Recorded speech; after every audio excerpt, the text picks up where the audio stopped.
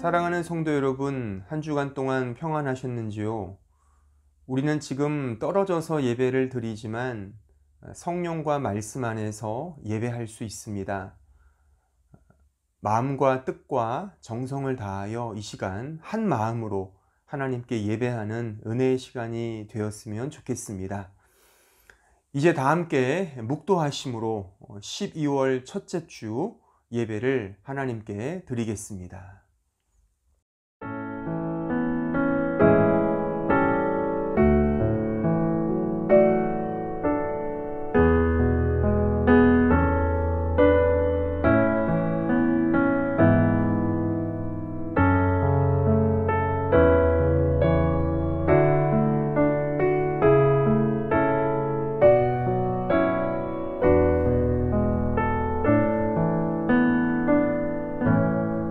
하나님은 영이시니 예배하는 자가 영과 진리로 예배할지니라. 은혜로우시고 자비로우신 아버지 하나님 감사합니다. 이 시간 죄인들이 그러나 하나님의 자녀인 저희들 우리 구주 예수 그리스도의 십자가를 붙들며 예배로 나아갑니다. 우리가 살아가는 이 환경과 여건은 언제나 우리를 엄습하고 위험으로 우리를 몰고 가지만 그럼에도 불구하고 우리 주 예수 그리스도의 은혜가 우리 안에 있기에 기쁨과 감사함으로 나아가오니 이 예배를 받아주시며 하나님으로 가득한 은혜의 시간으로 역사하여 주시옵소서. 예수 그리스도의 이름으로 기도하옵나이다. 아멘. 이제 다 함께 사도신경으로 우리의 신앙을 고백하겠습니다. 나는 전능하신 아버지 하나님 천지의 창조주를 믿습니다. 나는 그의 유일하신 아들 우리 주 예수 그리스도를 믿습니다. 그는 성령으로 잉태되어 동정녀 마리아에게서 나시고 본디오 빌라도에게 고난을 받아 십자가에 못 박혀 죽으시고 장사된 지 사흘 만에 죽은 자 가운데서 다시 살아나셨으며 하늘에 오르시어 전능하신 아버지 하나님 우편에 앉아 계시다가 거기로부터 살아있는 자와 죽은 자를 심판하러 오십니다. 나는 성령을 믿으며 거룩한 공교회와 성도의 교제와 죄를 용서받는 것과 몸의 부활과 영생을 믿습니다. 아멘.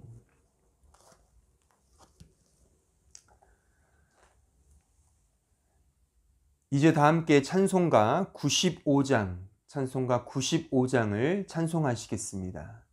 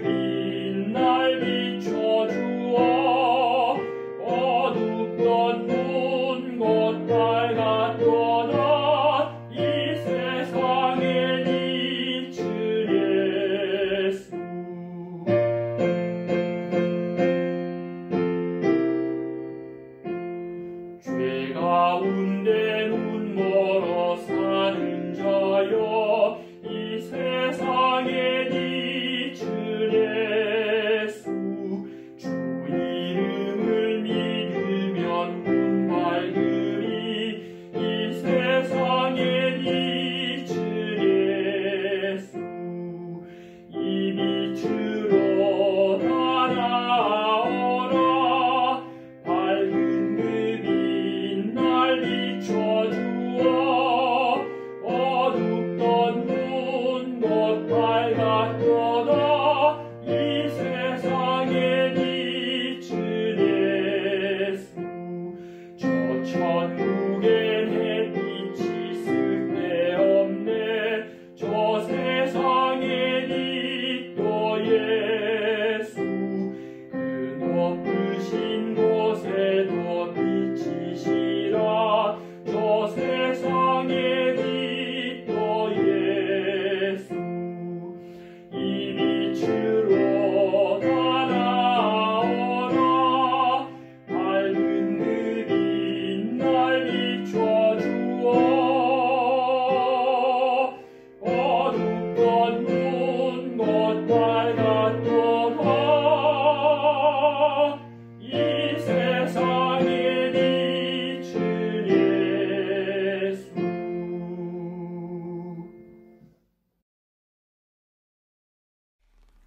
사랑의 하나님, 거룩한 주일을 맞아 예배의 자리로 나오게 하여 주심에 감사드립니다. 함께 모이지 못하고 각자의 자리에서 영상으로 드리는 예배이지만 온 마음과 정성을 다하여 예배를 드리오니 주님, 이 예배를 기뻐 받아주시고 이 자리에 저희와 함께 해주세요. 지난 한 주간도 주님의 그 큰 사랑을 받은 자답게 살았는지 되돌아봅니다. 세상의 것들이 주님의 자리를 대신하였으며 인도하심을 신뢰하기보단 내 자신의 힘으로 살아가려 했음을 고백하오니 이런 저희를 용서해 주세요. 주님이 나의 모든 것 되시니 주님만으로 만족하길 원합니다. 주님께 값없이 받은 그 은혜에 감사하고 주님 주신 가르침을 실천하며 주님께 삶의 여정을 온전히 맡기도록 저희를 인도하여 주세요. 우리보다 우리의 약함을 더 잘 아시는 주님, 저희는 코로나 전염 상황이 점점 더 심각해지는 상황 가운데 놓여 있습니다. 그러나 이 모든 두려움, 불안, 걱정 주님 앞에 내려놓길 원합니다. 나약한 저희는 주님께서 위로의 하나님이심을 믿고 의지하오니 주님의 위로와 사랑으로 모든 마음에 평안과 참 소망 주시길 원합니다. 모두가 힘든 이때에 무엇보다도 주님을 더 깊이 경험하고 갈망하는 저희가 되게 해주세요. 우리의 모든 것을 주관하시는 주님, 주님의 사랑으로 세워진 한마음교회를 축복하여 주심에 감사드립니다. 저희 한마음교회 성도 한 사람 한 사람을 기억해 주시고 무엇보다 죄인인 저희를 구원하시기 위하여 가장 낮은 곳으로 오신 예수님의 사랑의 가르침을 따르는 교회 되길 원합니다. 주님 주신 말씀을 사모하고 세상과 구별된 삶을 살며 오직 하나님 안에서 참된 기쁨과 평안을 누리게 해주세요. 매주 생명의 말씀을 전해주시는 목사님과 그의 가정을 저희에게 보내주심에 감사합니다. 목사님께 영육간의 강건함을 허락하여 주시고 저희들은 그 말씀을 듣고 한 주간 잊어버리고 사는 것이 아니라 그 말씀을 따라 순종함으로 살아가길 원합니다. 말씀을 묵상하고 주님을 찬양하는 것이 저희의 일상이 되길 원합니다. 그리하여 보이는 것에 집중하는 교회가 아닌 오직 주님의 말씀 위에 바로 서는 오직 하나님만을 따르는 건강한 교회 되게 해주세요. 예배의 시작과 끝을 주님께 맡기오며 이 모든 말씀 예수님의 이름으로 기도드립니다. 아멘.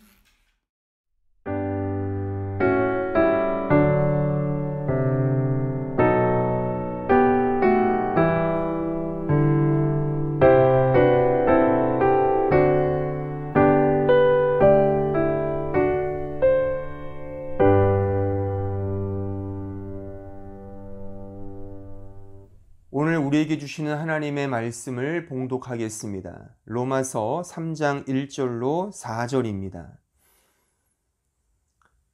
그런즉 유대인의 나음이 무엇이며 할례의 유익이 무엇이냐? 범사에 많으니 우선은 그들이 하나님의 말씀을 맡았음이니라. 어떤 자들이 믿지 아니하였으면 어찌하리요? 그 믿지 아니함이 하나님의 믿부심을 패하겠느냐? 그럴 수 없느니라. 사람은 다 거짓되되 오직 하나님은 참되시다 할지어다. 기록된 바 주께서 주의 말씀에 의롭다함을 얻으시고 판단받으실 때에 이기려 하심이라 함과 같으니라. 아멘.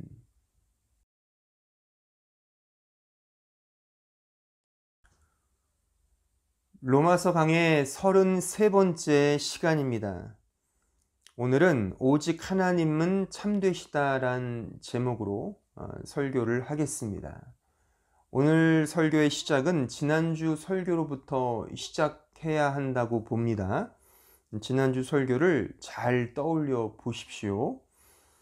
유대인의 유익이 무엇이냐라는 지난주의 질문에 오늘 본문은 말씀을 받았다, 맡았다는 것이 유대인의 유익이라고 그렇게 말씀을 드렸죠. 왜 그것이 유익이냐? 그러니까 말씀은 사람, 즉 아담, 우리 인간의 처음 자리, 즉 흙이요, 먼지요, 흙더미에 불과한 자임을 알게 하는 그런 유익이 있다 했습니다.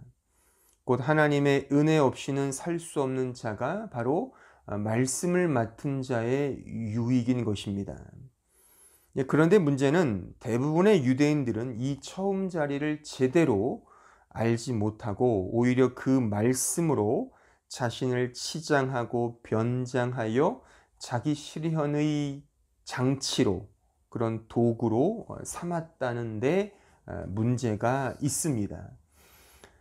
율법과 말씀, 구약에 주어진 모든 은혜의 수단들은 자신의 처음 자리를 확인하고 알고, 그래서 오직 하나님만을 의존하게 하는 은혜의 도구들입니다.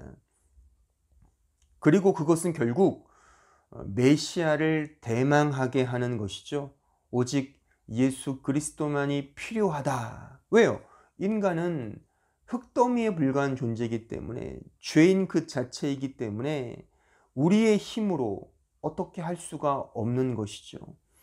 그런데 사람들은, 즉 타락한 인간들은 그 모든 은혜의 도구들을 자기를 높이는 종교적 수단으로 사용했고, 그래서 메시아마저도 나사렛 예수를 고대한 것이 아니라 로마 제국으로부터 자신들을 해방시켜 줄 그 다윗의 영광, 그러니까 제국의 제2의 다윗 왕을 기대했던 것입니다. 그건 성경에서 말하는 메시아상이 아니죠. 그러니까 대부분의 유대인들은 지금도 이런 믿음을 갖고 있지 않습니다. 메시아를 믿지 않습니다. 하나님을 향한 믿음이 없습니다. 아무리 그 진리에 대해서 말해도, 말씀을 말해도 유대인들은 알아먹지 못한다 말입니다. 유대인에게서 말씀이신 예수, 진리이신 예수가 나오셨음에도 불구하고 도리어 그들은 그 예수를 죽이고 말았죠. 왜요? 그 이유가 뭡니까? 자신의 마음에 들지 않기 때문에 예수를 죽인 겁니다. 자신들이 기대하는 메시아와 전혀 상반된 메시아였기 때문이죠. 하나님의 말씀을 받았는데 그 말씀이 말하는 진짜 유익은 모른 채 오히려 그것과는 정반대인 하나님 없이도 살 수 있다, 스스로 왕이 되는 것, 그것을 추구했던 것이죠. 그러니까 진정한 믿음의 길을 걷기보다는 종교 노름을 하고 있었다는 것입니다. 그래서 결국 유대인들은 예수를 믿지 않고, 믿었다 하더라도 극히 적은 수만 예수를 믿게 되었습니다. 그런데 오히려 유대인들은 이 사실을 근거로 하여 하나님의 신실성을 의심하고 비난하고 있습니다. 그것이 오늘 우리가 읽은 이 본문의 말씀인 것이죠. 특히 3절의 말씀이 그러한 하나님의 신실성을 의심하고 비난하는 그런 질문인 것입니다. 자, 3절을 다시 한번 보십시오. 어떤 자들이 믿지 아니하였으면 어찌하리요? 그 믿지 아니함이 하나님의 미쁘심을 패하겠느냐? 여기서 어떤 자들은 유대인을 가리킵니다. 그러니까 하나님께서 택하셔서 말씀을 맡기셨는데 정작 그들 가운데는 믿는 자가 별로 없다는 겁니다. 그래서 오히려 하나님의 미쁘심, 하나님의 신실성, 하나님의 능력을 의심하고 있는 것이죠. 이런 말입니다. 하나님이 택하신 자들이 왜 믿지 않지? 이것은 결국 하나님이란 존재가 별로 신통치 않은 증거 아니야. 하나님다운 능력이 없는 거잖아. 어떻게 당신께서 택하셔서 말씀을 주셨는데 그들이 믿지를 않아? 이건 분명 하나님의 능력이 형편없다는 사실을 증명하는 거야. 하나님은 미쁘시지 않아. 하나님은 신실하지 않아.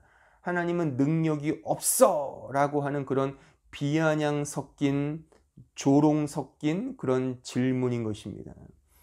그래서 하나님을 믿을 수 없다고 말하는 겁니다. 그게 무슨 하나님이야?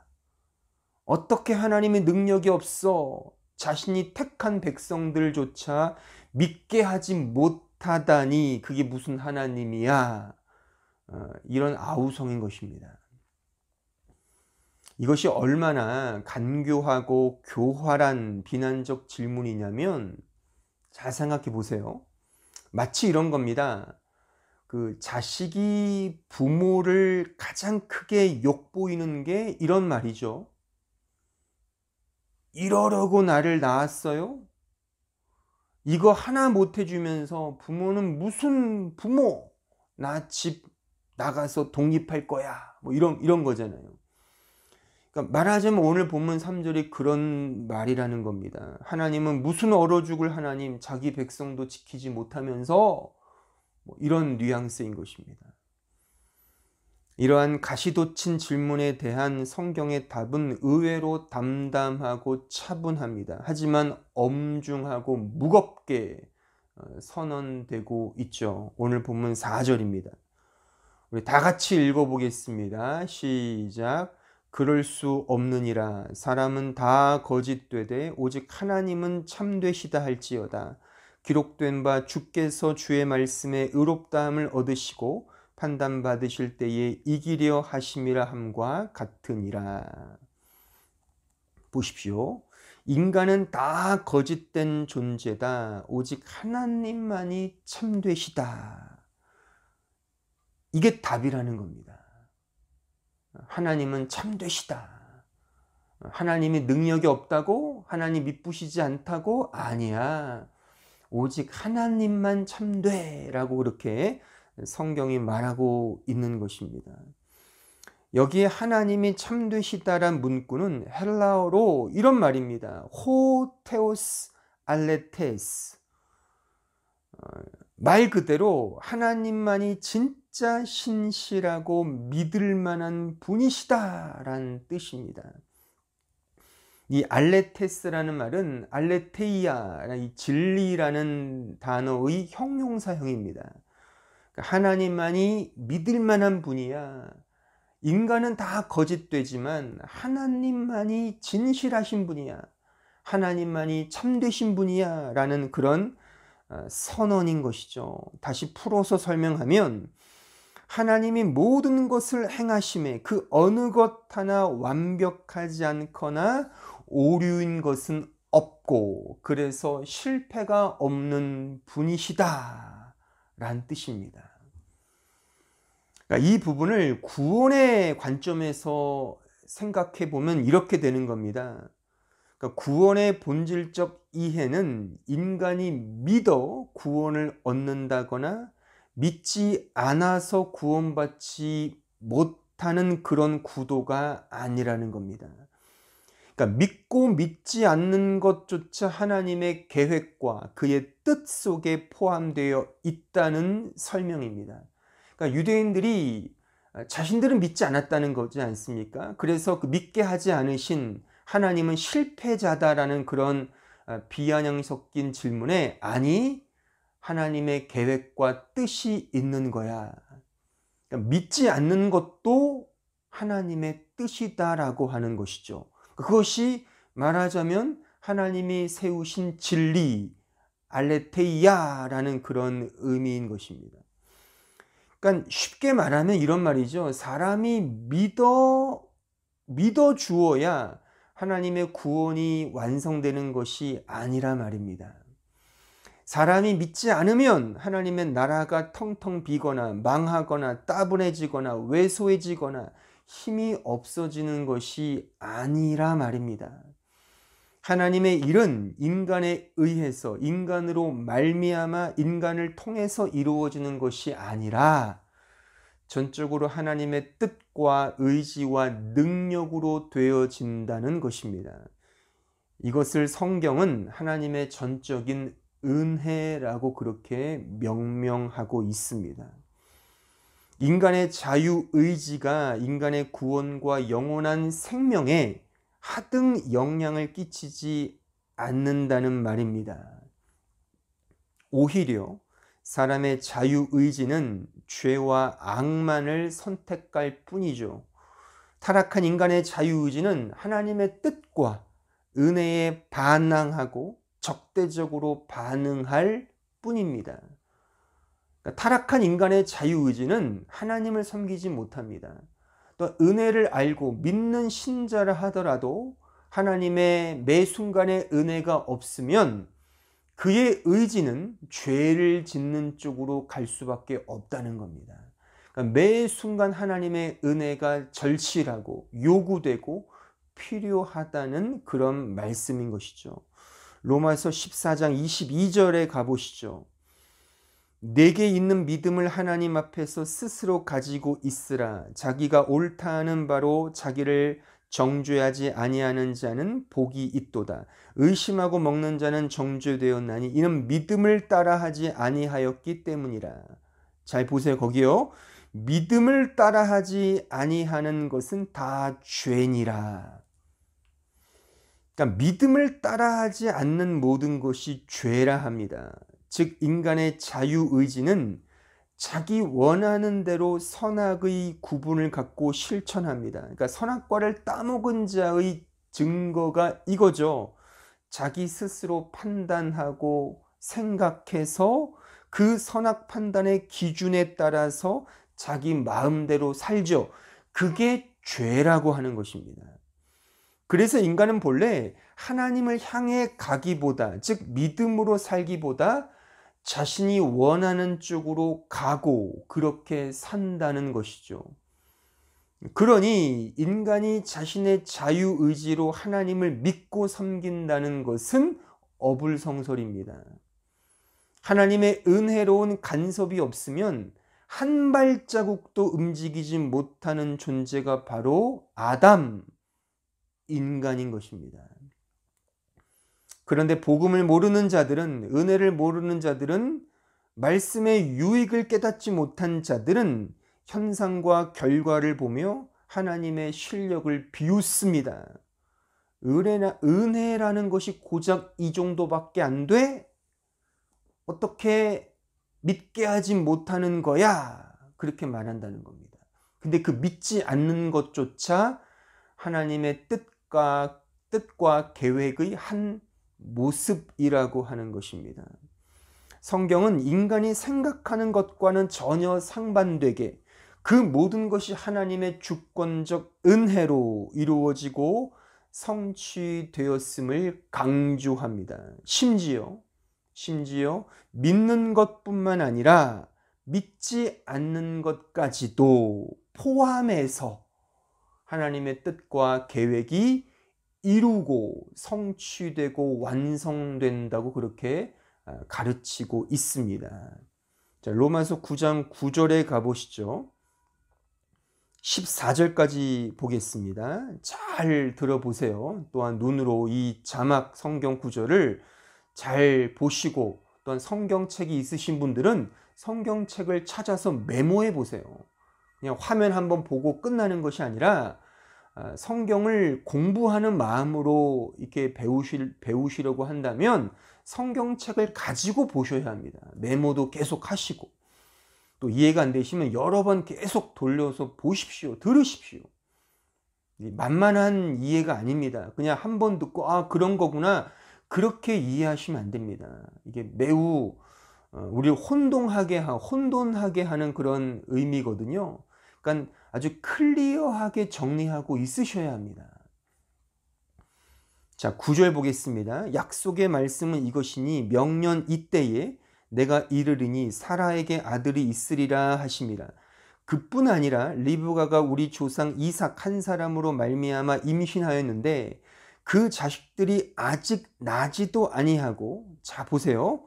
잘 보세요. 무슨 선이나 악을 행하지 아니한 때에 택하심을 따라 되는 하나님의 뜻이 행위로 말미암지 않고 오직 부르시는 이로 말미암아 서게 하려 하사 리브가에게 이르시되 큰 자가 어린 자를 섬기리라 하셨나니 기록된 바 내가 야곱은 사랑하고 에서는 미워하였다 하심과 같으니라. 그런즉 우리가 무슨 말을 하리요? 하나님께 불의가 있느냐? 그럴 수 없느니라. 자, 이해가 되십니까? 이해가 되시죠? 어려운 말은 아니니까 이 성경 구절이요. 근데 받아들이기가 쉽지 않죠. 그렇죠? 이런 거지 않습니까? 하나님은 왜 야곱은 사랑하시고 에서는 미워하셨습니까? 그 이유가 뭡니까? 하나님의 기쁘신 뜻이라는 겁니다. 그러니까 하나님 마음이라는 겁니다. 하나님의 주권적 선택이라는 겁니다. 그러니까 인간적으로 볼 때 에서는 좀 나쁘고 뭔가 있겠지. 에서는 뭔가 문제투성이었겠지. 야곱은 사랑할 만했지. 그런 근거가 있으니까 하나님이 야곱은 사랑하고 그를 선택해서 이 믿음의 백성, 믿음의 민족을 이루셨지. 에서는 버리셨지가 아니라 말입니다.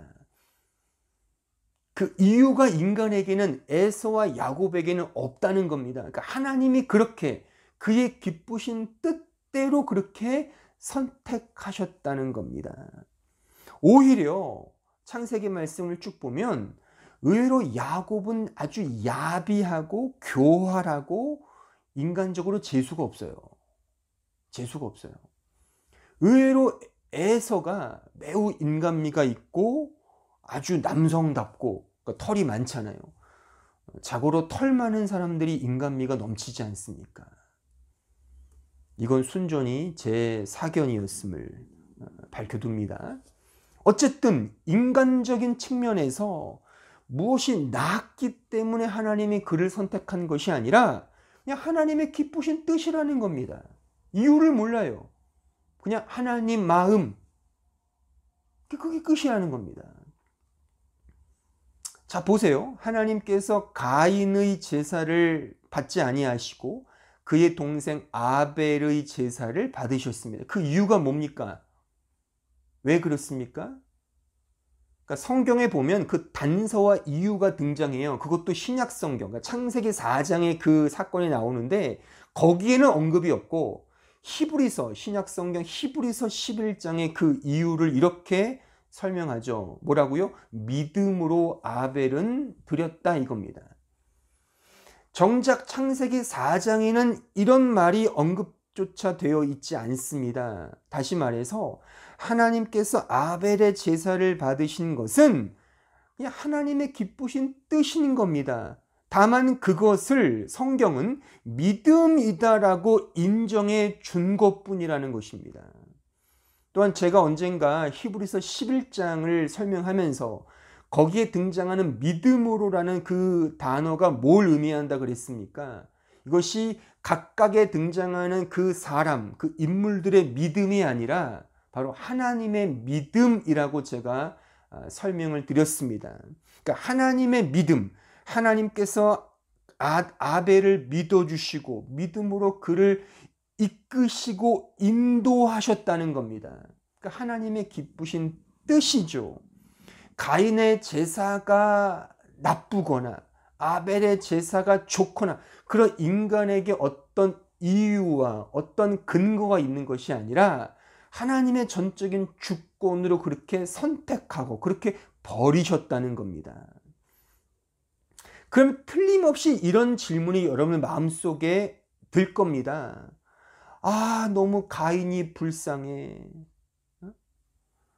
하나님은 너무 인정이 없으신 거 아니야? 라고 그렇게 아마 반문을 할 겁니다. 바로 그런 반문, 그런 질문이 오늘 로마서 3장 3절에 그런 질문이라고 하는 것입니다. 그런데 그럼에도 불구하고 오직 하나님은 참되시다가 맞다는 겁니다. 지금 성경이 그것을 우리에게 가르쳐 주고 있다는 것이죠. 더 분명한, 더 난감한 말씀을 읽어볼까요? 자, 로마서 9장 15절을 보시죠. 모세에게 이르시되 내가 긍휼히 여길 자를 긍휼히 여기고 불쌍히 여길 자를 불쌍히 여기리라 하셨으니 그런즉 원하는 자로 말미암음도 아니요 다른 박질하는 자로 말미암음도 아니요 오직 긍휼히 여기시는 하나님으로 말미암음이라. 성경이 바로에게 이르시되 내가 이 일을 위하여 너를 세웠으니 곧 너로 말미암아 내 능력을 보이고 내 이름이 온 땅에 전파되게 하려 함이라 하셨으니 그런즉 거기 줄을 치세요. 하나님께서 하고자 하시는 자를 긍휼히 여기시고 하고자 하시는 자를 완악하게 하시느니라. 하나님이 그렇게 하셨다는 겁니다. 이 구절이 인본주의 신학자들에게 항상 질타를 받는 대표적 구절 중에 하나입니다. 어떻게 이런 하나님이 사랑의 하나님일 수 있어? 그렇게 막 질타를 하는 거죠. 그래서 이 질문을 받는 개혁주의 신학자들은 몸둘 바를 몰라 합니다. 제가 신학교 다닐 때 그 교수님들이 이 구절을 너무 막 좋게 포장하려고 전전긍긍하는 것을 저는 많이 보았습니다. 그때 저는 생각했습니다. 아니 왜 아버지를 아버지라 부르지 못하고 이렇게 빙빙 돌려가면서 말하는가? 그러니까 말씀이 이렇게 말하면 그냥 이렇게 말하면 되는 거잖아요. 근데 이런 하나님이 어떻게 사랑일 수 있어? 어떻게 누구는 사랑하고 누구는 버릴 수 있어? 이건 하나님이 아니야. 사실 그렇잖아요. 너무 옹졸하고 고집불통이고 어떻게 보면 되게 무섭고 뭐 독재자 같은 하나님이 그려지잖아요. 그러니까 이런 하나님을 말하는 게 꺼려대니까 말을 못한다 말입니다. 하지만 저는 분명히 말합니다. 잘 들으십시오. 하나님께서 당신의 기쁘신 뜻대로 누구는 선택하고 누구는 버리셨습니다. 누구는 믿게 하셔서 믿게 하셨고 누구는 믿지 못하게 막으셨고 감추셨고 그래서 그 죄 가운데 저주를 받게 하신 겁니다. 심지어 그 일이 언제 일어났다고 성경은 말씀하고 있습니까? 에베소서 1장에 의하면 창세 전에 이미 하나님의 묵시 속 역사 속에서 작정되고 계시되었다고 그렇게 분명히 가르치고 있습니다. 하나님이 너무하신다고 생각이 듭니까? 하나님은 정말 냉정한 군주 같아 불의하고 불공평해 라는 생각이 드십니까? 그 생각이 인본주의적 생각이라고 하는 것입니다.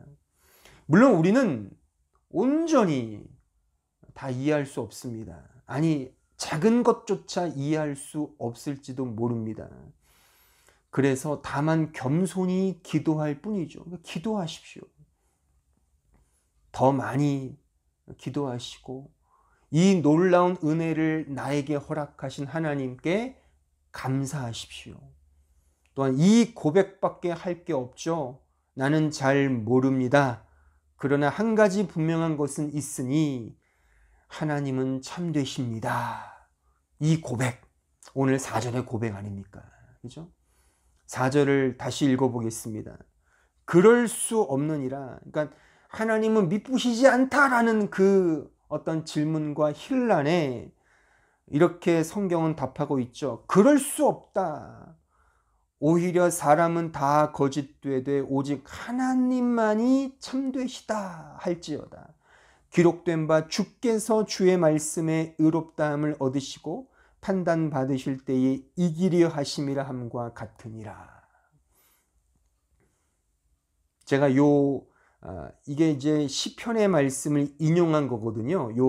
기록된 바 이하 말씀. 이건 제가 다음 주에 더 자세히 제가 설명해 드릴 겁니다.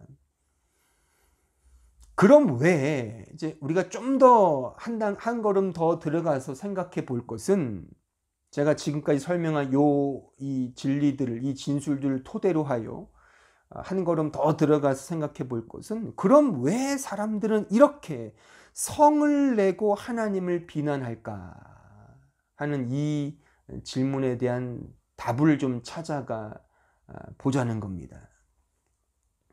왜 사람들은 하나님께 화를 낼까요? 하나님 미쁘시지 않아. 하나님은 믿을 만한 존재가 아니야. 하나님 능력이 없어. 라는 이런 힐난, 이런 비난, 이런 비판. 왜 사람들은 이런 비판을 하나님께 가할까? 그 이유는 내 마음에 하나님이 들지 않기 때문입니다. 그래서 화를 내는 겁니다. 그러니까 내가 원하는 답을 하나님이 주지 않기 때문에 원망하고 불평하는 겁니다. 내가 생각하는 하나님이 있어요. 근데 내가 생각하는 하나님이 아닐 때 인간은 하나님을 저주하고 신성모독적 질문을 퍼붓는 겁니다. 오늘 읽은 이 1절로 8절의 말씀이 그겁니다. 우리가 지금 살피고 있는 이 구절들이 다 하나님을 비난하는 겁니다. 하나님을 비판하는 겁니다. 옹졸하다, 하나님 능력이 없다라고 하나님을 거부하는 거죠. 왜요? 내가 생각하는 하나님과 맞지 않기 때문에. 내가 원하는 하나님의 이미지가 있어요. 근데 그 이미지와 맞지 않기 때문에 하나님을 원망하고 불평하는 겁니다. 그러니까 아무리 성경을 읽고 배워도 결국 자기 자신이 생각하는 어떤 이성적, 논리적, 세상적 이해관계에 하나님이 맞지 않으면 그 하나님마저도 판단하고 불평하며 원망하고 그래서 바꾸어 버리는 거죠. 그것이 바로 인간의 패역함이다라고 저는 단언하고 싶은 것입니다. 자, 누가복음 15장으로 가보시죠. 우리 25절 말씀 32절까지 제가 읽어보겠습니다. 한번 잘 들어보세요. 마다들은 밭에 있다가 돌아와 집에 가까이 왔을 때에 풍악과 춤추는 소리를 듣고 한 종을 불러 이 무슨 일인가 물은데 대답하되 당신의 동생이 돌아왔음에 당신의 아버지가 건강한 그를 다시 맞아들이게 됨으로 인하여 살진 송아지를 잡았나이다 하니 그가 노하여 들어가고자 하지 아니하거늘 아버지가 나와서 권한대 아버지께 대답하여 이르되 내가 여러 해 아버지를 섬겨 명을 어김이 없거늘 내게는 염소 새끼라도 주어 나와 내 벗으로 즐기게 하신 일이 없더니 아버지의 살림을 창녀들과 함께 삼켜버린 이 아들이 돌아오매 이를 위하여 살진 송아지를 잡으셨나이다. 아버지가 이르되 얘야 너는 항상 나와 함께 있으니 내 것이 다 내 것이로되 이 내 동생은 죽었다가 살아났으며 내가 잃었다가 얻었기로 우리가 즐거워하고 기뻐하는 것이 마땅하다 하니라. 지금 이 말씀이 어떤 스토리에 나오는 이야기인 줄 아시죠? 짐작하시죠? 바로 탕자의 이야기인 것입니다. 그러니까 집 나간 둘째 아들이 돌아왔을 때 아버지는 그를 껴안고 입 맞추고 손에 반지를 끼우고 송아지를 잡고 잔치를 배설합니다. 그때 맏아들, 큰아들이 불평하는 겁니다. 여기 28절을 다시 보면 그 큰아들이 이렇게 반응을 보이는 겁니다. 그가 노하여 들어가고자 하지 않는다는 겁니다. 노하여, 이 단어가 헬라어로 보면 오르기조입니다. 오르기조. 이것을 직역하여 이 의미를 풀으면 화가 머리 끝까지 났다란 뜻입니다. 그럼 왜 형이 이렇게 화가 났습니까? 왜 이런 오르기죠? 이런 막 머리 끝까지 화가 난 이유가 뭡니까? 아니, 사랑하는 가족, 동생이 돌아왔는데도 불구하고 왜 화가 납니까? 그 이유는 우리가 지금 읽어서 확인했듯이 아버지가 마음에 들지 않은 겁니다. 아버지의 태도, 아버지의 반응, 아버지의 그런 행동이 마음에 안 든 겁니다. 이해가 되십니까? 자, 마태복음 16장에 가보시죠. 21절로 24절도 한번 보세요. 이때로부터 예수 그리스도께서 자기가 예루살렘에 올라가 장로들과 대제사장들과 서기관들에게 많은 고난을 받고 죽임을 당하고 제3일에 살아나야 할 것을 제자들에게 비로소 나타내시니, 보세요. 베드로가 예수를 붙들고 항변하여 이르되 주여 그리 마옵소서, 이 일이 결코 주께 미치지 아니하리이다. 예수께서 돌이키시며 베드로에게 이르시되 사탄아 내 뒤로 물러가라, 너는 나를 넘어지게 하는 자로다. 내가 하나님의 일을 생각하지 아니하고 도리어 사람의 일을 생각하는도다 하시고, 이 예수께서 제자들에게 이르시되 누구든지 나를 따라오려거든 자기를 부인하고 자기 십자가를 지고 나를 따를 것이니라. 여기 22절에 보시면 베드로가 예수께 이렇게 말하죠. 항변하여. 이 단어는 에피티마오입니다. 에피티마오. 이것은요, 뜻이 이런 겁니다. 엄하게 질책하다. 아주 엄하게. 아주 그냥 화가 머리 끝까지 난 거죠. 왜 이렇게 엄하게 스승이신 예수님께 대들고 질책하고 비난합니까? 그 이유는 베드로가 생각하는 예수의 이미지가 아니었기 때문입니다. 그러니까 예수가 자신은 죽으러 간다, 십자가에 죽을 것이다 라고 하니까, 아니 죽는다고? 나는 어쩌라고?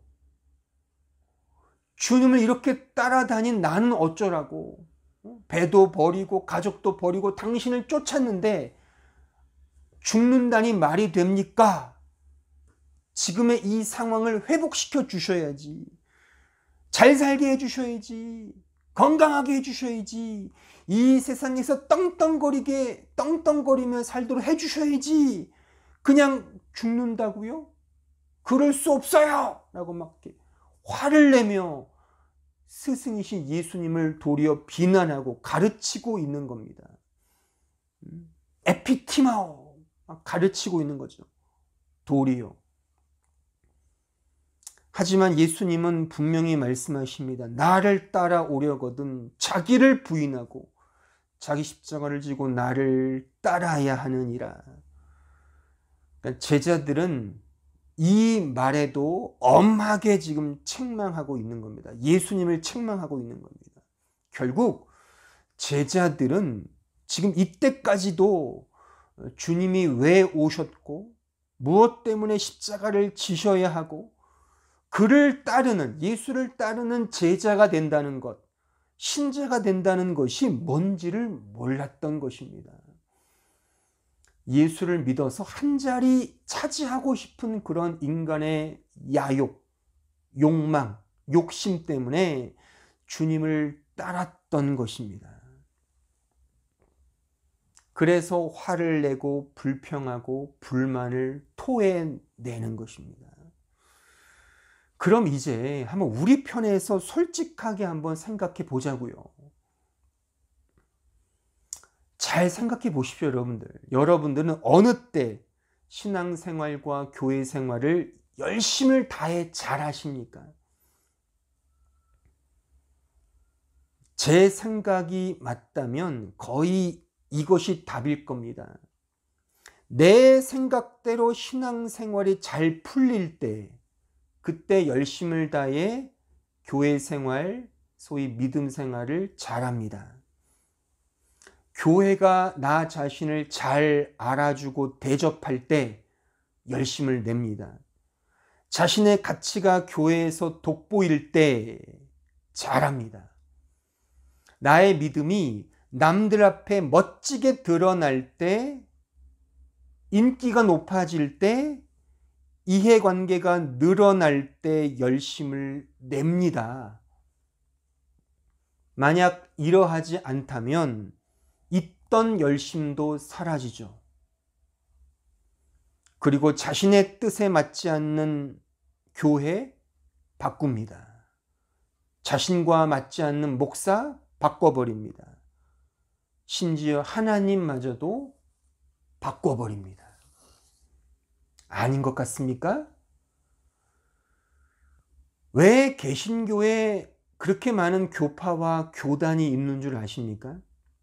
제가 나중에 시간 될 때 한국 교회의 교파와 교단의 역사에 대해서 제가 한번 디테일하게 제가 설명해 드릴 때가 있을 겁니다. 실상을 알면 매우 씁쓸해집니다. 그래서 대부분의 목사들이 이 부분을 말을 하지 않아요. 근데 저는 분명히 말하건대 거의 90% 이상이 이해관계에 따라서 다 나누어진 겁니다. 돈 때문에, 그리고 정치적 권력 관계로 인하여 다 나눠진 겁니다. 그렇다고 로마 카톨릭은 하나잖아요, 교단이. 그러니까 그들이 좋아서 그렇게 하나로 뭉친 것이 아닙니다. 거기는 워낙에 자산이 풍부해요. 그러니까 그 자산을 놓고 나가기가 꺼림직한 겁니다. 그 자산을 놓고 새로운 종단을 만들 유혹이 들지 않는 거예요. 그러니까 그 안에서, 풍부한 자산 안에서 막 치고받고 싸우는 거죠. 결국 자신들이 원하는 그런 정치적 역학관계, 돈과 권력의 이해관계 때문에 다 이합집산하는 것이죠. 그런 나눔을 밥 먹듯이 하는 겁니다. 그럼 우리는 어떻습니까? 우리는 어떻습니까? 여러분들은 어떻습니까? 사실 거의 다 우리는 우리 자신을 하나님으로 생각하지 않습니까? 우리 자신을 잘 돌아보십시오. 미국의 천문학자인 칼 세이건은 이렇게 말했습니다. 믿는 사람에게는 그 어떤 것도 설득시킬 수 없다. 왜냐하면 그들의 믿음은 증거에 근거한 게 아니라 믿고 싶은 간절한 필요에 기초하고 있기 때문이다. 이 칼 세이건은 세미 무신론자입니다. 신의 존재를 믿기도 하고 믿지도 않는, 그의 책을 보면 그렇게 그가 서술하고 있습니다. 그런 세미 무신론자인 그가 유신론자인 기독교인을 지금 제가 인용한 그 글귀로 비판하고 있는 겁니다. 이 기독교인들은 아주 무대뽀인들이야, 맹목적인 존재들이야, 이런 근거가 없어, 그러니까 자신들이 간절히 믿고 싶은 대로 믿고 행동하는 것 뿐이야 라고 그렇게 아주 지금 비난하고 있는 거 아닙니까? 그런데 저는요, 이 글귀 속에서 이 시대 속에 자칭 기독교인이라고 하는 사람들을 떠올려 봅니다. 말씀을 해도 믿지 않는 그리스도인, 성경을 가르쳐도 믿지 않는 그리스도인, 순종하지 않는 그리스도인, 바로 이들을 향해 이 글귀가 더 잘 어울리지 않는가 저는 씁쓸하게 생각해 봅니다. 왜냐하면 자신이 믿고 싶은 자신만의 생각이 이미 그의 마음속에 간직되어 있기 때문입니다. 믿음의 근거가 말씀이 아니에요. 자신의 경험이고 진리가 아닙니다. 자신이 필요로 하는 욕망입니다. 그래서는 이 칼 세이건의 이 글귀가 무신론자가 유신론자를 비난하는 것으로 쓰이기보다 기독교 내에 이런 사람들, 아무리 말해도 듣지 않는 사람들을 향하여 그들의 민낯을 고발하는 그런 글귀라고 저는 더 많이 생각합니다. 우리 자신에게 잘 적용해 보아야 할 글귀인 것이죠. 따라서 오늘 본문을 통해 우리가 깊이, 정말 깊이 기억하고 우리 자신을 돌아보아야 할 것은 나에게 반대를 말씀하시고 반대로 인도하시는 하나님을 나는 어떻게 여길 것인가? 딱 이 질문입니다. 성공을 원하는 나에게 늘 실패만을 주시는 하나님을 어떻게 여기실 겁니까? 세상의 편안한 삶을 원하는 나에게 그런 삼겨야 하는, 그렇게 고되고 힘든 고난의 길을 가라 하시는 하나님을 어떻게 여길 것입니까? 무병장수하고 싶은 나에게 항상 육체의 가시를 주시는 하나님을 어떻게 여기실 겁니까? 내가 생각하고 기대하는 것과는 전혀 다른 길로, 완전히 반대되는 길로 인도하시는 하나님을 어떻게 여기실 거냐, 그 질문인 것입니다. 고린도후서 11장 23절로 30절을 보십시오. 그들이 그리스도의 일꾼이냐 정신없는 말을 하거니와 나는 더욱 그러하도다. 내가 수고를 넘치도록 하고 옥에 갇히기도 더 많이 하고 매도 수없이 맞고 여러 번 죽을 뻔하였으니 유대인들에게 40에서 하나 감한매를 5번 맞았으며 3번 태장으로 맞고 1번 돌로 맞고 3번 파선하고 일주일을 깊은 바다에서 지냈으며 여러 번 여행하면서 강의 위험과 강도의 위험과 동족의 위험과 이방인의 위험과 시내의 위험과 광야의 위험과 바다의 위험과 거짓 형제 중에 위험을 당하고 또 수고하고 애쓰고 여러 번 자지 못하고 줄이며 목마르고 여러 번 굶고 춥고 헐벗었노라.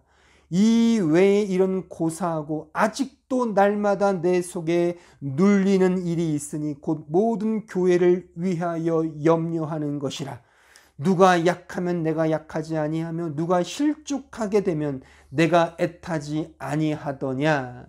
내가 부득불 자랑할진대 내가 약한 것을 자랑하리라. 우리는 이 사도의 삶을, 지금 이 고백의 말씀을 너무 추상적이고 지나친 영웅담, 소설로 이해하고 읽곤 합니다. 그래서 자신에게 매우 비현실적으로 적용하는 거죠. 그러니까 제 말은 뜬구름 잡으면서 이 성경을 이해한단 말입니다. 그렇게 하시면 안 됩니다. 매우 리얼하게, 실제적으로, 구체적으로 정말 내 주변에서 일어날 만한 케이스로 적용해야 할 말씀입니다. 지금 이 사도 바울의 이 신앙의 삶을 통해 받은 고난의 이 여정들을 말입니다. 그렇게 이해하지 못하면 이 말씀은 늘 뜬구름 잡는 말씀이 되고 맙니다. 여러분들이 기대하고 원하는 것과는 반대로 고난과 어려움이 몰려올 때 지금 이 바울이 고백한 것처럼 내가 부득불 자랑할진대 내가 약한 것, 즉 이 고난 일들이잖아요. 이 고난의 것들을 오히려 도리어 자랑하리라. 이 고백을 할 수 있느냐 말입니다. 오늘 본문으로 말하면 오직 하나님은 참되십니다 라고 감사의 노래를 부를 수 있냐는 말입니다. 우리를 인도하시는 하나님은 참되십니다. 아멘이십니까? 아멘이십니까? 이 아멘의 고백은 지금 나의 환경과 처지가 참되다는 고백입니다. 내 환경과 여건이 어떠하든 간에 진정 하나님만이 참되십니다 라는 그런 고백인 것이죠. 정말 하나님만이 참되시다고 고백하십니까? 그 고난들이 하나님의 참되신 인도함입니다 그런 고백이 되시냐 말입니다. 우리의 약함이 있잖아요. 우리가 그렇게 안 된다는 겁니다. 우리 약함은 매우 교묘하고 기민한 그런 죄된 기질이 있다는 것입니다. 그래서 언제나 약합니다. 약해요. 그 약한 것을 인도하시는, 그 고난으로 나를 이끄시는 그 하나님을 온전히 고백하기보다 그 약함을 자꾸만 강함으로 채우려고 하는 거죠. 그게 우리의 죄된 본질 아닙니까? 그 약함 그 자체를 하나님께 감사하며 기뻐하며 하나님은 참되다라고 고백하기보다 그 약함을 세상적인 것으로 채우려고 하는 인간의 욕망, 그 교묘한 죄성, 그것이 우리에게 날마다 나타나지 않냐, 그 지적인 것입니다. 그게 약한 거라는 거죠. 우리의 이 죄성이죠. 우리는 돈에 약합니다. 그렇죠? 돈에 약하지 않습니까? 육체의 욕망에 약합니다. 늘 음란하지 않습니까? 그 음란함에 약합니다. 지극히 가족 중심적이죠. 우린 가족에 약합니다. 여기서 가족이라는 말은 조폭 문화에서 있는 그런 유유상종, 비슷한 성향들끼리 동지애를 갖는 것, 그들끼리만 네트워크를 하는 것, 그렇게 해서 이루어지는 그 유유상종의 가족애, 매우 이기적인 조폭 문화죠. 이게 우리의 약함이지 않습니까? 이게 죄성 아닙니까? 무시를 당하거나 손해를 보는 것에 대해 극히 꺼려합니다. 이게 우리 약함이죠. 교회에서 희생한다고 말은 하지만 제가 앞서 말했듯이 그 희생은 내 인기가 올라가야 희생을 감내합니다. 인기가 올라가야 희생을 합니다. 그게 과연 진정한 희생이겠습니까?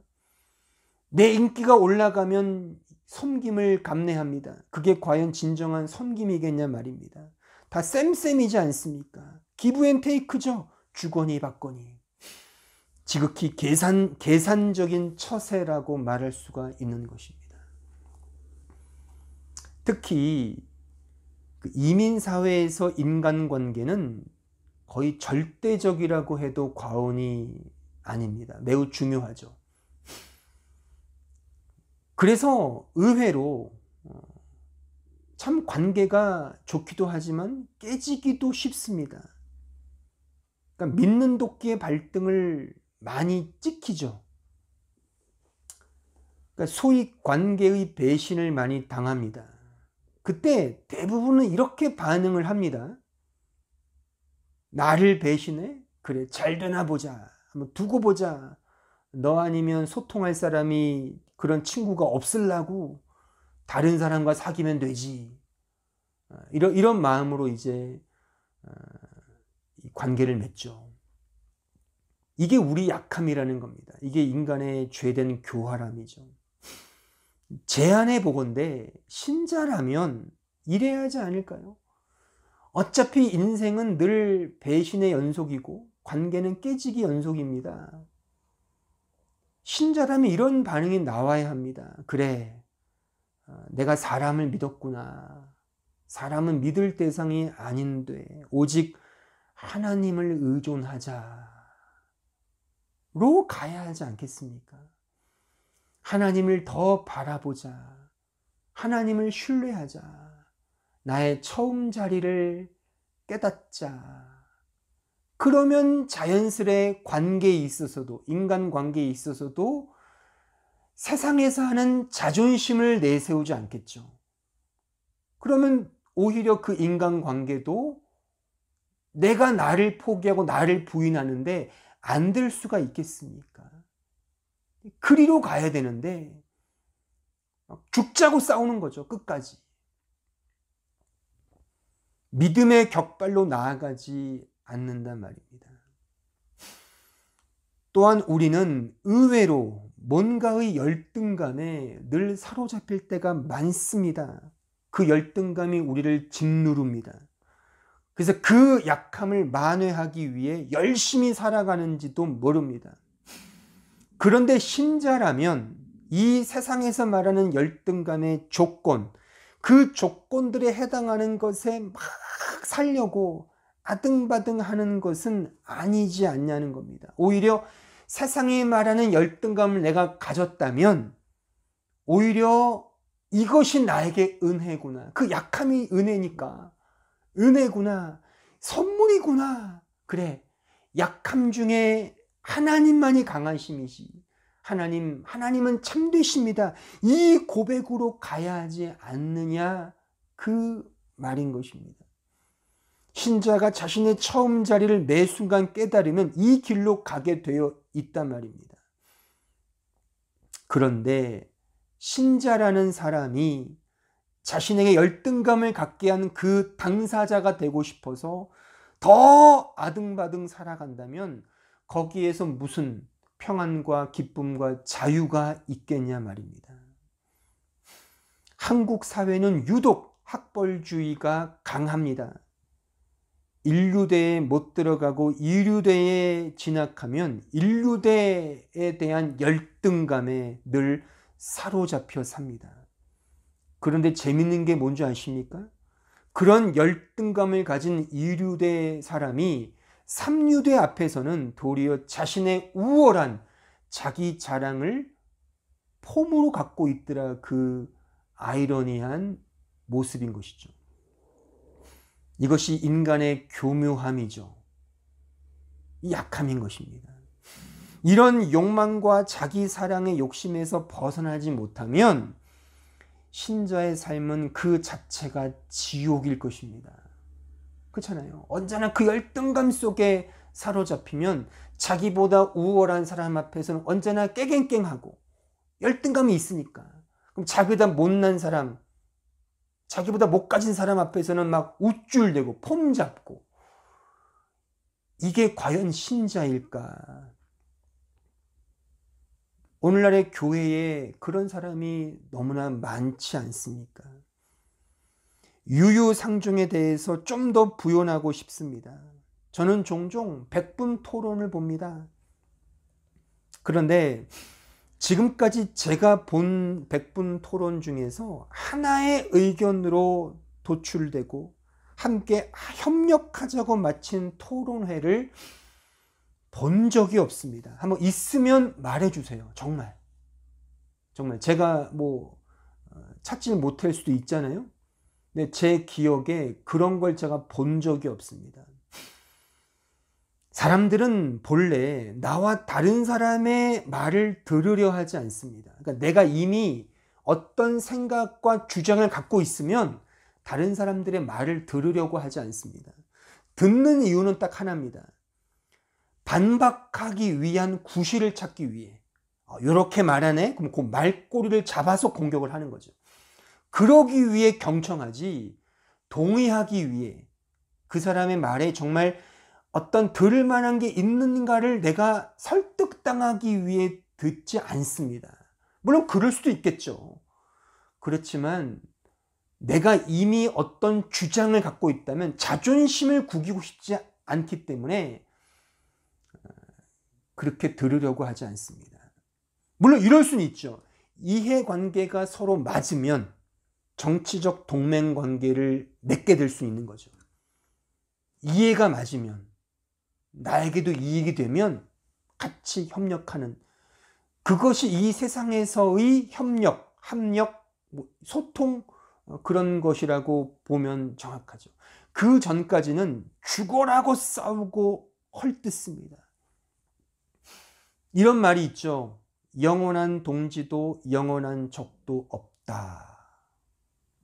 공동의 적이 있을 때 동지에는 강해진다란 말도 있습니다. 이 모두가 이해관계요 정치적 동맹관계인 것입니다. 이것이 우리의 약함이라는 것입니다. 교묘한 죄성이라는 거죠. 그래서 결국 교회도 바꾸고 목사도 바꿔치기 하고 하나님도 바꿔버리는 그런 신자, 교회가 많아지는 것입니다. 그래서 우리는 날마다 이런 자기 자신을 부인하고 십자가를 지고 주님을 따라야 하는 것입니다. 하나님의 은혜를 구해야 하는 것입니다. 하나님은 내가 생각하고 원하는 방향과는 정반대로 말씀하시고 인도하십니다.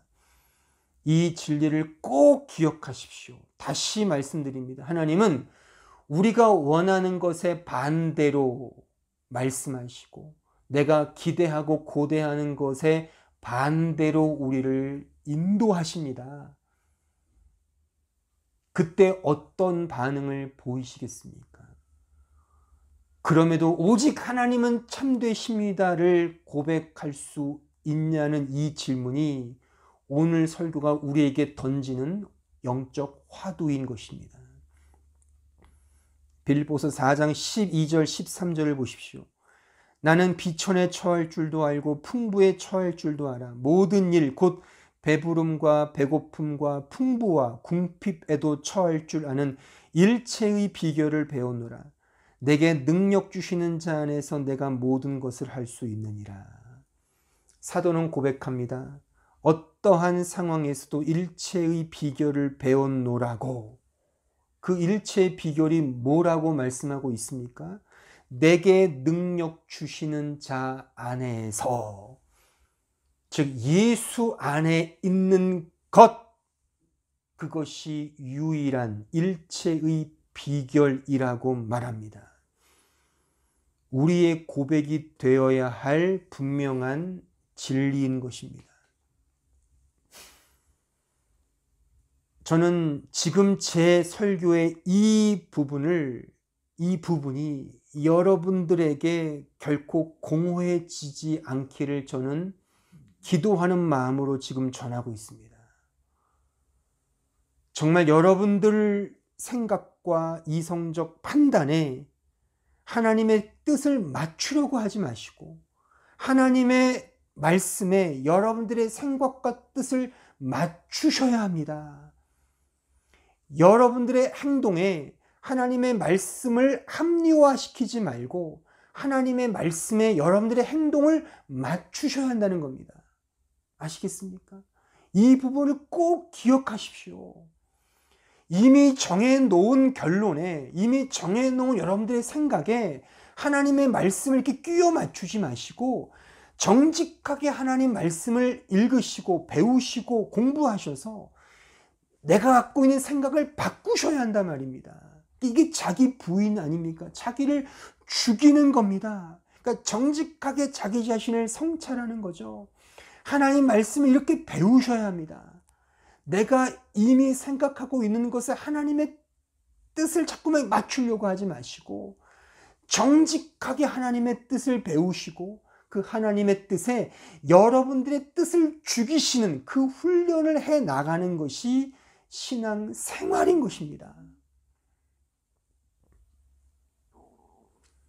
제 설교를 듣는 성도들이 종종 이런 말을 합니다. 목사님 설교는 좀 어렵습니다. 좀 강의 같습니다. 또는 이런 말도 하더라고요. 제가 최근에 들었는데 조미료가 첨가되지 않은 어떤 유기농 생식, 섭생이라고 그렇게 말을 하더라고요. 그러니까 맛은 없지만 건강해지는 음식과 같다, 이런 것 같아요. 물론 맛도 있고 재미도 있고 좋다는 분도 많습니다. 다 각각의 생각이니까요.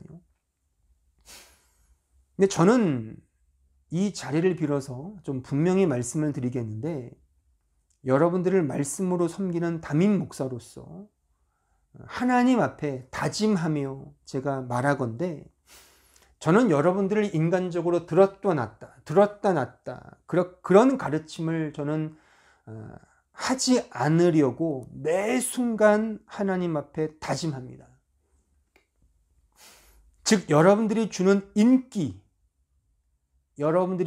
인기라는 유혹에 빠지지 않고자 늘 스스로 다짐합니다. 그래서 그보단 더 오히려 닥달하고 괴롭게 해드리는 그래서 여러분들의 고백 속에 너무하십니다, 그런 아우성을 듣고자 늘 마음 먹습니다. 마치 훈련병이 교관 앞에서 처절한 몸부림을 하는 것처럼 말이죠. 물론 감정적이거나 일부러 여러분들이 듣기 싫은 소리만을 골라서 한다는 말은 아닙니다. 제가 말하고 싶은 요지는 하나님의 말씀을 말씀대로 여러분들에게 정직하게 직면하게 해드리고 싶은 겁니다. 말씀을 말씀대로 전해서 여러분들이 정직하게 그 말씀 앞에 서도록 직면케 해드리고 싶은 그런 마음이 있다는 것입니다.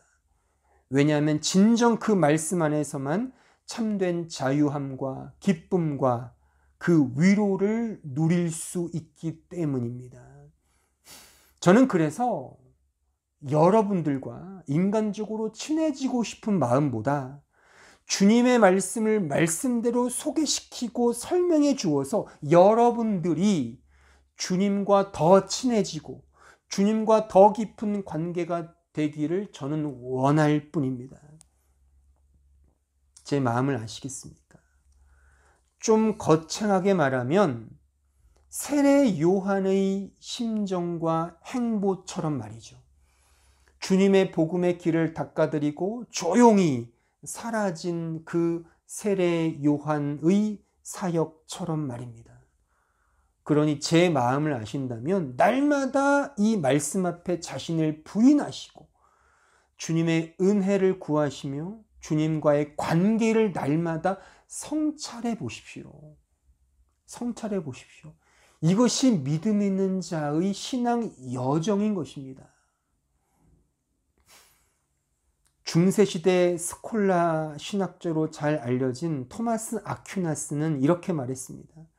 말씀은, 신학은, 말씀은 하나님에 의해 가르쳐지며 하나님을 가르치고 하나님께로 인도한다. 말씀을 외운다는 것은 자신을 버리는 것입니다. 자신의 소양과 지식과 능력을 고취시키기 위해 성경을 공부하면 그것이 유익이 아니라 말입니다. 또는 그것을 목적하여 성경을 공부하시면 그것은 성경을 제대로 공부하는 것이 아닙니다. 이 설교를 듣고 나의 소양과 나의 성경적 지식과 나의 됨됨이와 나의 어떤 실력을 쌓는 것으로 설교를 듣거나 성경을 배우시거나 공부하는 것은 전혀 잘못된 다른 길로 가고 있는 것입니다. 오히려 성경을 통해, 이 배움을 통해, 말씀을 통해 나를 죽이는 겁니다. 왜? 하나님께로 가는 것이기 때문입니다. 하나님께로 간다는 것은 나를 죽이는 것이거든요. 내 자신을 가지고 하나님께 갈 수 없습니다. 내가 그리스도와 함께 십자가에 못 박혀 죽는 겁니다. 죽어야 사는 겁니다. 죽어야만 하나님께로 가는 겁니다. 이 비밀을 아십시오. 성경의 배움과 알은 하나님께로 가는 겁니다. 하나님을 향해 사는 것입니다. 나를 향해 사는 것이 아닙니다. 풍선의 비유를 들어보셨습니까? 풍선 안에 공기가 없어야 불어지는 법 아닙니까? 이게 똑같은 이치라는 거잖아요. 이미 공기가 채워져 있으면 더 이상 불어지지 않죠. 더 불면 결국 터지고 말죠. 우리의 생각, 경험, 느낌, 감정, 가치관, 철학, 배운 학식 등에 하나님의 복음의 은혜의 말씀이 대항하여 반대로 들어오십니다. 어떻게 해야 되겠습니까? 나를 깨야죠. 나를 버려야죠. 그 은혜 앞에 나를 던져야죠. 나를 죽여야죠. 나를 부인해야죠. 그래야만 하나님의 복음의 은혜 안으로 들어갈 수가 있는 것입니다. 그 은혜의 복음을 경험하지 못한 자는 오직 하나님은 참되시다, 이 고백을 진심으로 담아내지 못합니다. 단지 좋은 말이니까 시적으로 읊으면서 이런 말을 내뱉을진 모르지만 진심을 담아 오직 하나님만이 참되십니다, 이런 약함 중에 하나님만이 강함이십니다, 오직 이 약함을 자랑합니다. 나의 상황과 나의 여건과 지금의 이 엄중한 이 상황이 어떠하든 간에 하나님 당신 때문에 나는 만족합니다. 하나님 당신만이 참되십니다. 이 고백, 이것이 우리의 입술에 담아내야 할 유일한 고백인 것입니다. 그래서 저는 바라기는 우리 한마음 교우 모두가, 또한 이 영상을 보고 있는 모든 그리스도인들이 자신을 날마다 죽이며 나를 향해 대항하여 싸우러 들어오시는 하나님을 향하여 오직 하나님만이 참되십니다 라는 이 고백을 올려드리길 기대하고 소원합니다. 이러한 은혜가 우리 모든 성도들에게 가득하기를 진심으로 빕니다. 다 함께 기도하겠습니다. 오늘 말씀을 생각하시면서 우리 자신을 돌아보시면서 과연 우리 입술에 우리의 상황과 환경이 어떠하든 간에 하나님 당신만이 참되십니다.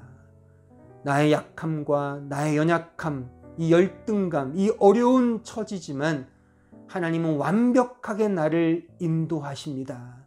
이 고백이 우리에게 있는지 우리 자신의 믿음을 돌아보면서 회개하시며 또한 자기 부인의 삶을 살기 위하여 더 큰 은혜로 나의 삶에 간섭해 달라고 다 함께 통성으로 합심하여 기도하겠습니다.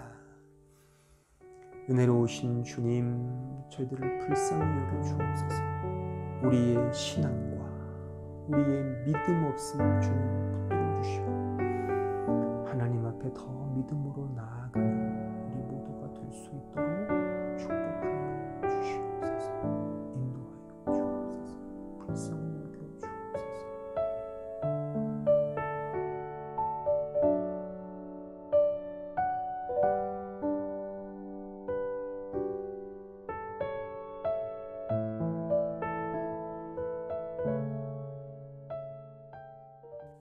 다 함께 찬송가 134장 함께 찬송하시겠습니다.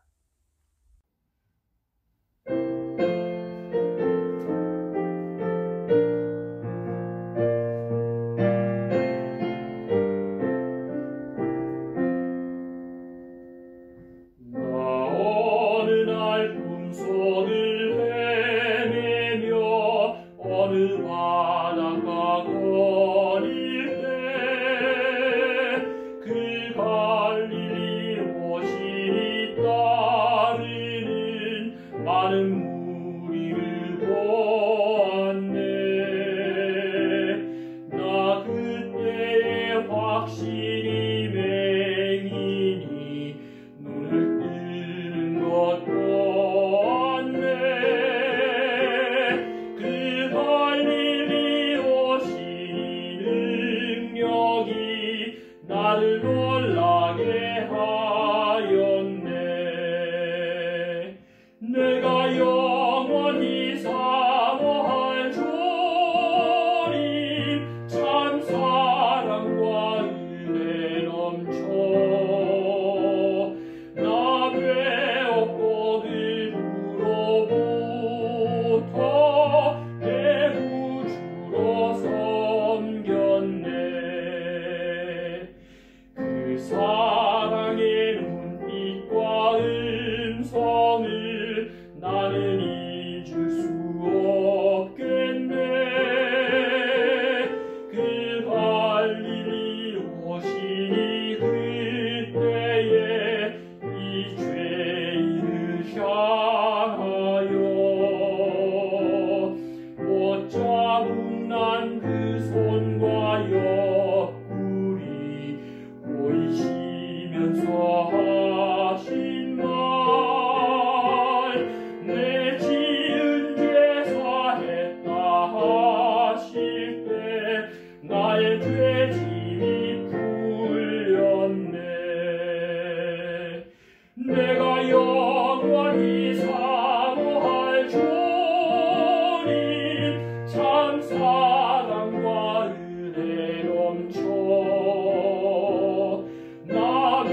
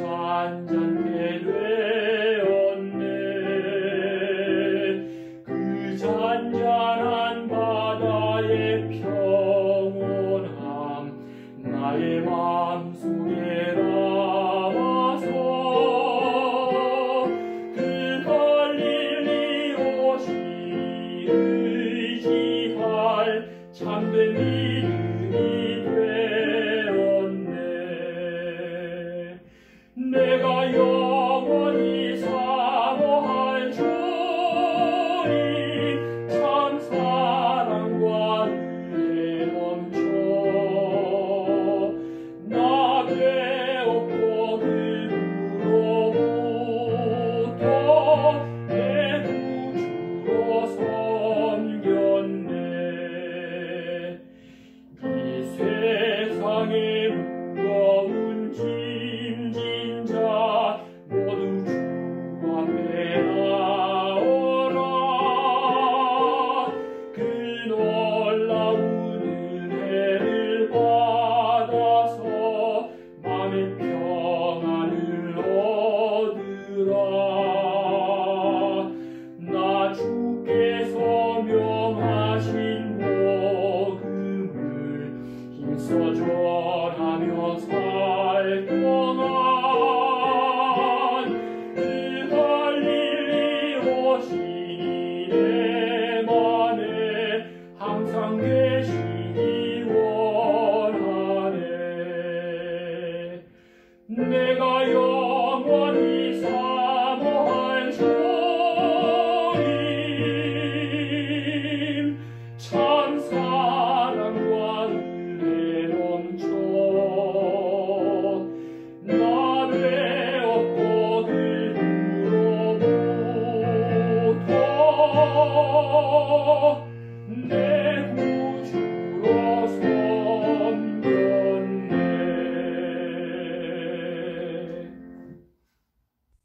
다 함께 기도하겠습니다. 우리 구주 예수 그리스도의 은혜와 하나님 아버지의 그 크신 사랑과 성령 하나님의 교통하심이 오직 하나님만이 참되십니다. 이 고백으로 살기로 다짐하며 소원하는 주의 백성들 머리 위에 이제로부터 영원토록 함께 있을지어다. 아멘.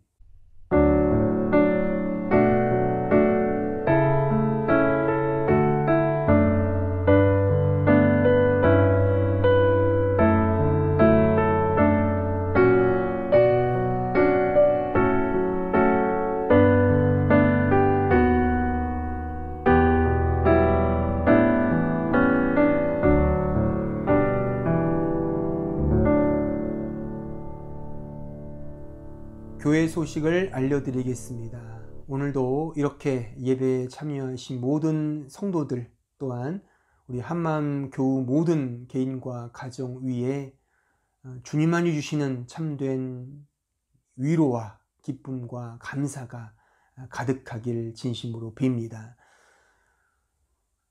주일 예배 광고입니다. 다음 주일부터 현장 예배가 다시 재개됩니다. 주일 오후 2시에 요한네스 교회당에서 현장 예배가 재개되오니 참여해 주시기를 바라고요. 물론 실시간 영상 예배도 송출합니다.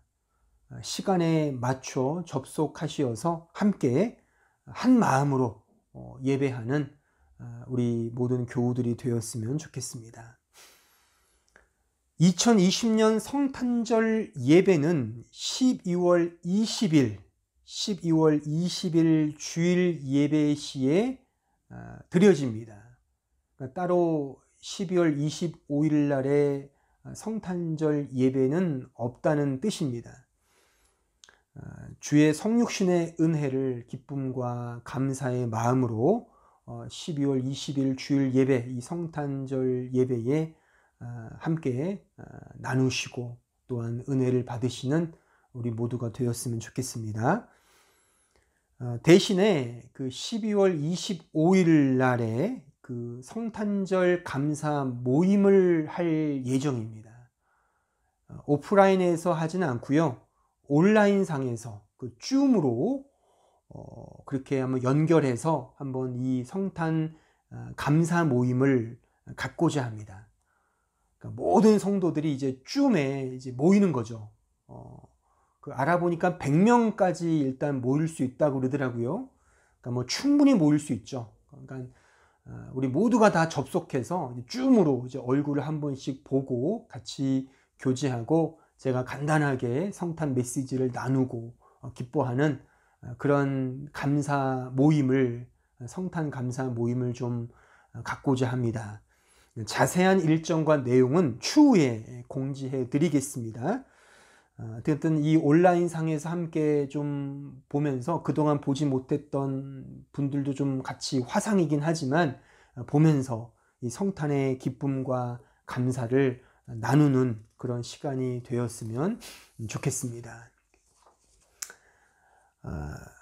2021년 사랑방 편성이 이제 되었습니다.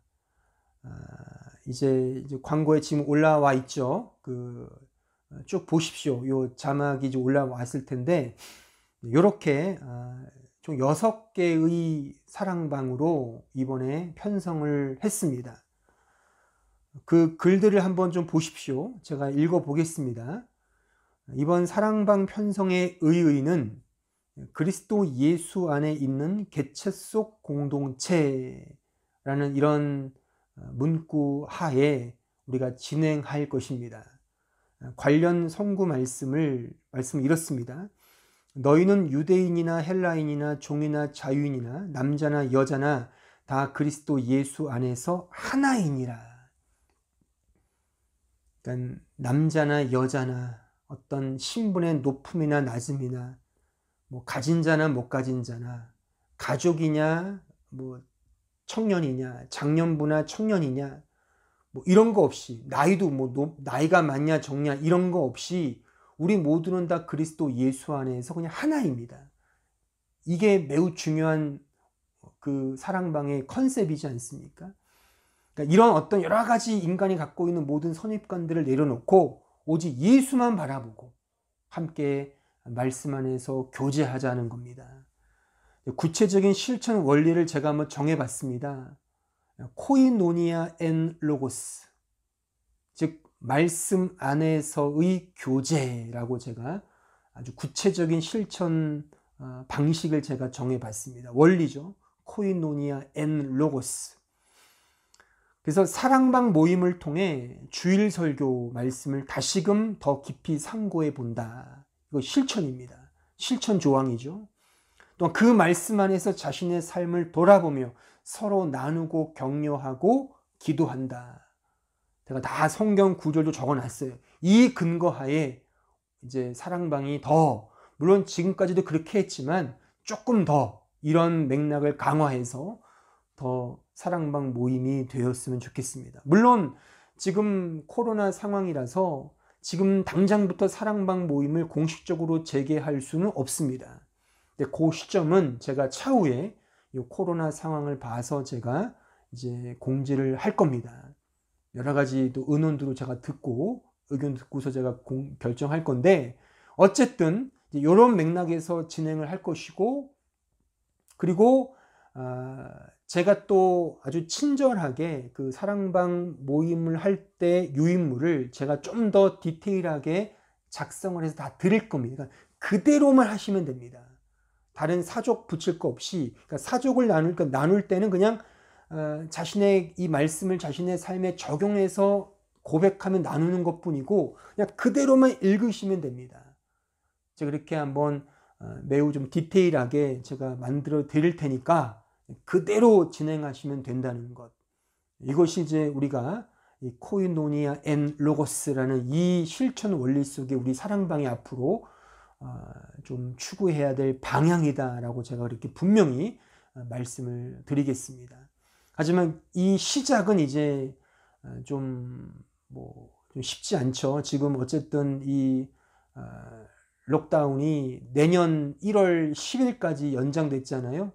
그래서 지금 당장 시작하기는 쉽지 않고, 근데 이 사랑방 그 편성을 쭉 보시고 이제 이 공식적으로 사랑방 모임이 시작되기 전까지는 이제 섬김이들을 중심으로 해서 이렇게 같이 교제하시고 같이 연락하시고 그 정도 개인적으로 같이 나누고 또 내가 이 사랑방의 소속이구나라고 하는 그런 정도의 같이 연대와 소통과 교제를 하시는 그런 어떤 수순으로 좀 진행했으면 좋겠습니다. 그리고 이번 이 사랑방 편성에서 좀 주목할 것은 기존에는 사랑방 섬김이와 부섬김이로 했는데 그 명칭 자체를, 물론 이런 성격이 없는 건 아닌데 그냥 섬김이 1, 섬김이 2입니다. 모두가 다 섬김입니다. 높낮이가 없어요.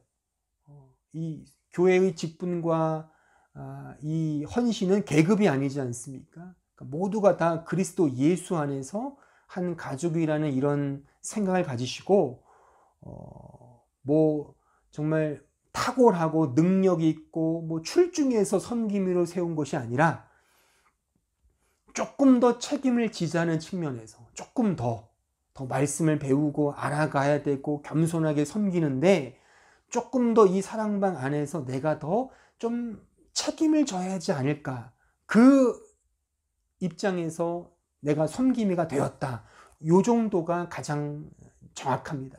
그래서 그 섬김이들께서는 좀 더 책임을 가지시고 사랑방 식구들을 좀 잘 이렇게 좀 섬기시면서 그들의 어려움들을 같이 나누는 뭐 그런 좀 책임을 좀 가지셨으면 좋겠고, 그런 맥락에서 이제 모두가 다 섬김이라고 하는 사실을 잘 기억해 주셨으면 좋겠습니다. 다음 주 회중기도 순서 보시고 또 잘 준비해 주시면 감사하겠습니다. 아무쪼록 한 주간도 주 안에서 승리하시고 오늘 들은 말씀을 잘 기억하셔서 정말 내가 어떤 어려움 속에서도 어떤 상황 속에서도 오직 하나님만이 참되시다, 이 고백을 내가 진짜 할 수 있는가, 이 부분을 좀 깊이 자신에게 적용하셔서 깊이 성찰하는, 또 기도하시는 그런 시간들을 보내셨으면 좋겠습니다. 한 주간 건강하시고 주 안에서 승리하기를 진심으로 바랍니다. 감사합니다.